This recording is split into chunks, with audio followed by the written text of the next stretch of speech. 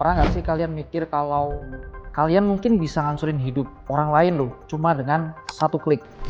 F. Budi Hardiman di buku berjudul Aku Klik Maka Aku Ada, dia membahas ada satu momen gitu ya, ketika kita mungkin bisa secara moral bermasalah dengan kegiatan kita di media sosial gitu. Dan itu dia ceritakan di salah satu bab di buku ini. Jadi gini teman-teman, ada situasi-situasi yang menurut F. Budi Hardiman bikin kita itu nggak aware dengan apakah kegiatan klik kita itu bisa mendiskreditkan orang lain atau kelompok tertentu begitu. Dan selanjutnya F. Budi Hardiman juga ngenalin istilah banalisasi di sini.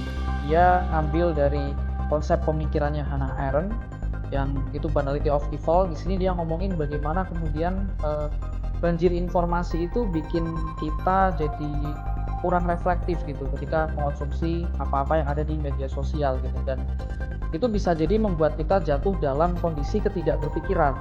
Makanya ketika kita ngeklik, kita jadi nggak mempertimbangkan tuh apakah itu tuh bermoral, apakah itu bermoral atau enggak, apakah itu problem ke orang lain atau ke kelompok lain atau enggak gitu. Udah kita ngeklik aja hal-hal yang itu mendukung opini kita misalnya atau mendukung sentimen kita.